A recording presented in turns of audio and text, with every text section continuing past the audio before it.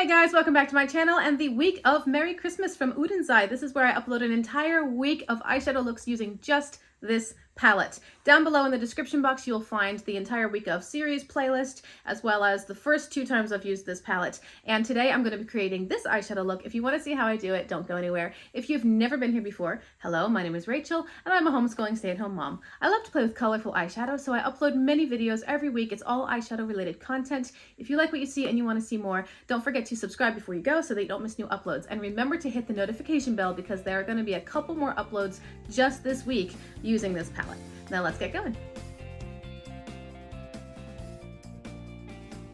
Okay guys, it's time to dive into look number 2 using this palette. I'm so excited. Have I mentioned that? I think I've mentioned that. Today I have banned myself from using the blue-green tones because I've used this palette twice now, and both times I've used the blue-green tones. Remember that in the description box below I'm going to link the entire week of series playlist and both videos that I've done so far using this palette. So here is the 3rd time I'm using it, but the 2nd for this week of series. And I'm going to play with the orange shimmer and then some of the more warm reddish tones. I've used every shade in the top 2 rows. Now it's time to dip into the bottom 2. Using the Glam Light Icing Primer, I have already primed my eyes, and now I'm dipping into a dense blending brush, and I want to take the shade Hot Cocoa. This is a deep burgundy matte, and I'm going to place this in my outer corners. This palette is so inspiring to me. I know I've said it before. Every time I look at it, I get all of these different ideas, and I don't know where to start because everything would be pretty, just everything. I'm going to put this in my outer corner and my crease a little bit. What a beautiful color. Oh, what a beautiful color. If you hear any weird banging noise, my toddler is supposed to be sleeping, and it sounds like instead she's smashing into the side of her crib. So I'm going to have to go upstairs and correct that behavior. But let me get this color placed down first. Seriously, what a stunning shade. Where I've first placed it, it has such a deep black base, but as soon as I start blending out, it goes all deep red burgundy. It's so pretty. It's so pretty. Now with a smaller and pinched blending brush, I'm taking the shade Gingerbread. This is a brownish matte, and I'm putting this on the edge of Hot Cocoa to soften it a little bit. There are really no neutral tones of my skin tone in this palette, so to stay within the palette, but to get more of a buffing out shade, I could use a clean brush or I could use a translucent face powder. With a large pencil brush, I'm taking the shade Happy Ending, which is a dark matte black.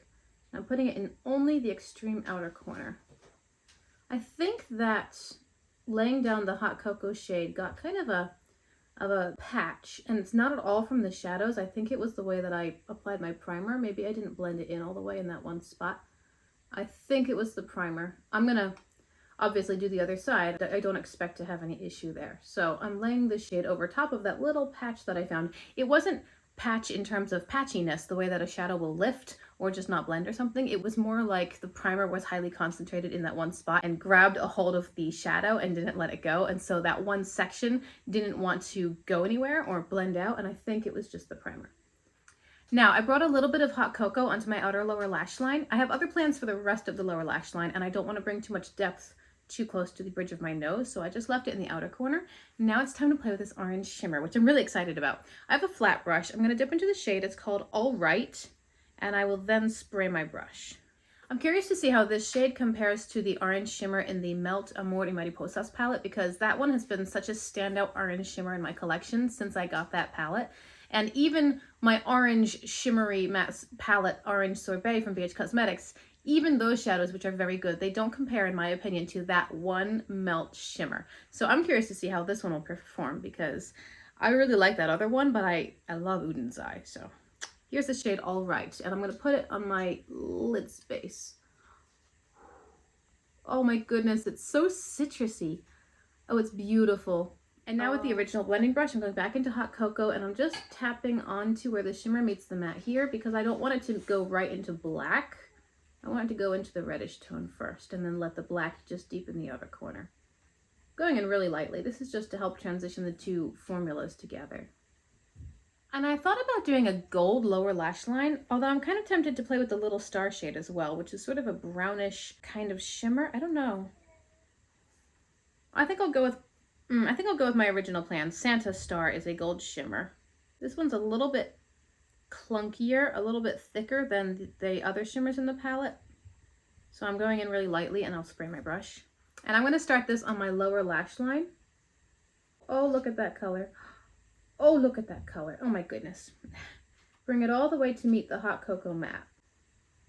This one is definitely more of a clunky shimmer, so it's still beautiful. And look at the color payoff. But it's got a bit more fallout, so I'm basically tapping into the pan and placing it on my eye where I want it to be. It's a little more flaky, if you know what I mean. It doesn't place and drag quite as smoothly as, for example, the orange one. So I'm more placing it, not expecting it to move too much from there. Yeah, I think I'll just bring this into my inner corner. So my inner corner is going to be a blend of the gold shimmer and the orange shimmer, and just however they land. I mean, do we even need anything else? So pretty. I'm going to choose a waterline color and of course go off camera and catch the other side up, and I'll be back in just a minute to show you the finished look and let you know about how this hot cocoa shade performed on this side. I'll make sure I blend in my primer properly and a little bit more thoroughly over here before I apply the shadows, and I'll be back in a second.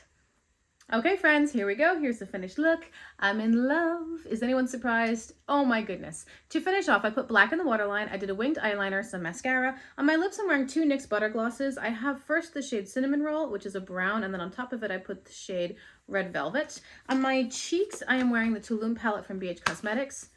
I used this shade here as sort of a bronzer, and then I used this shade as a warm tone highlighter because apparently I don't have any warm tone highlighters in my collection aside from these two.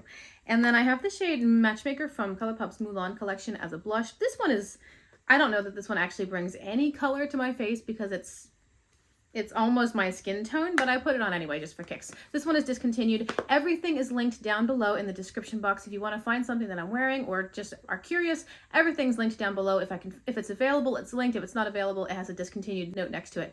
But that's everything. That's the whole eye look. I love this. Again, not surprised. The palette's amazing. Everything performed beautifully. And by the way, the hot cocoa shade on this eye, I had no problems at all. So when I had that weird like hyper pigmented patched area on this eye, it must have been because I didn't blend out my primer well enough, because I made sure to blend it out better on this side and I had no issues at all. So of course the formula and the palette is amazing, absolutely amazing. I hope you like the look. I hope you like the video. Remember to stick around and hit the notification bell because there are going to be a couple more videos just this week using the Merry Christmas palette. And I appreciate you guys being here. I hope you enjoyed it. Remember to like and subscribe before you go. Until I see you probably tomorrow or the next day, have a great day. Bye!